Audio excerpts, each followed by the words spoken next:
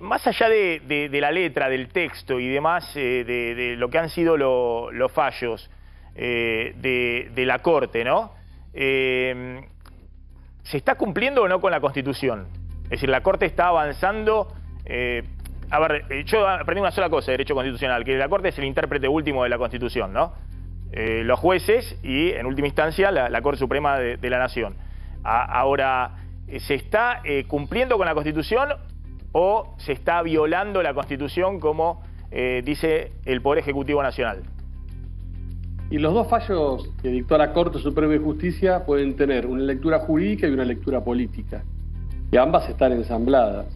Desde el punto de vista jurídico existen antecedentes, precedentes, fallos anteriores que habilitan a la Corte a actuar en competencia originaria, esto es ir directamente a la Corte sin pasar por tribunales anteriores, cuando se aplican normas constitucionales provinciales que habilitan una sola reelección e impiden reelecciones sucesivas, de forma tal que, en última instancia, con interpretaciones muy amplias, están habilitando reelecciones indefinidas, que fue aquello que el convencional constituyente provincial intentó evitar.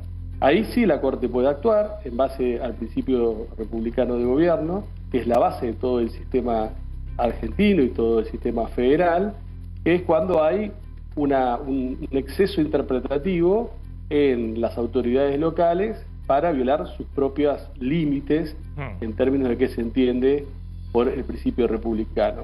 Ahora, el problema es político, porque a la Corte Suprema de Justicia le sobraba tiempo para haber dado un traslado a las provincias para que ejercieran su derecho de defensa, haber resuelto esta cuestión con sólidos fundamentos y argumentos, no con estas medidas cautelares que los argumentos son muy básicos, muy escuálidos, y el domingo se harían las elecciones con los candidatos, si estuvieran habilitados para la Corte, y con otros candidatos, si quienes habían sido habilitados, la Corte consideraba que no cumplían con las condiciones constitucionales provinciales. Y ahí es donde se equivoca la Corte Suprema de Justicia, porque de todas las alternativas que tenía para operativizar lo jurídico en términos políticos, porque la Corte es un tribunal de justicia, es un poder del Estado, tiene una función jurisdiccional y también cumple una función política, ahí es donde la Corte opta por el medio o por la alternativa menos idónea para la conservación del sistema democrático, fortalecimiento y para su propia legitimidad.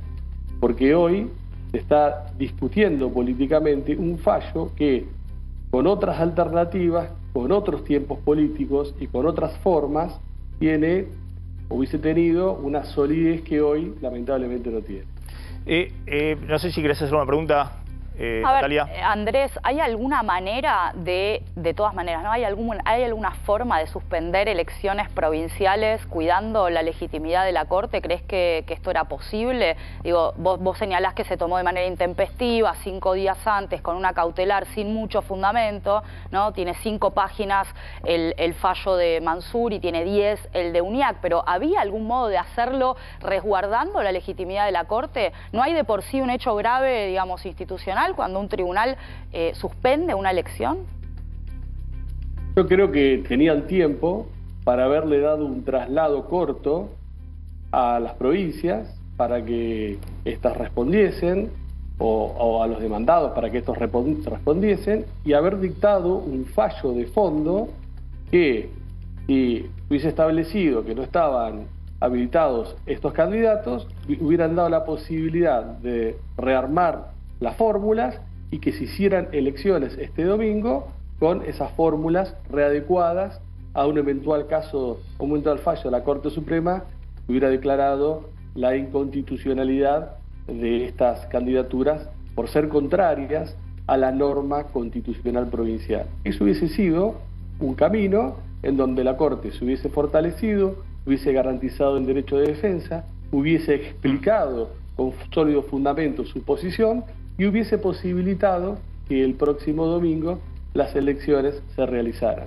Ahora, ¿qué tenemos? Una medida cautelar que impide la realización de elecciones de gobernador y vicegobernador, que todavía no ha definido el fondo, aunque todos ya creemos que va a ser un fondo del caso que va a inhabilitar las candidaturas, y a 5 días de la realización de un acto electoral, que en democracia para suspender un acto, Bien. un tribunal suspender un acto, tiene que tener muy sólidos argumentos.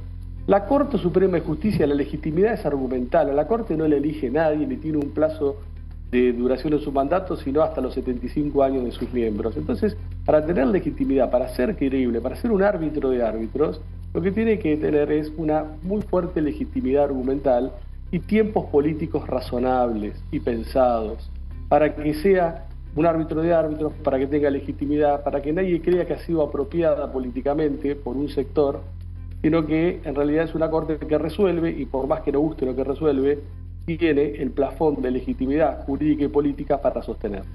Gracias, doctor Gil Domínguez, muy amable, como siempre. Bueno, vamos a avanzar.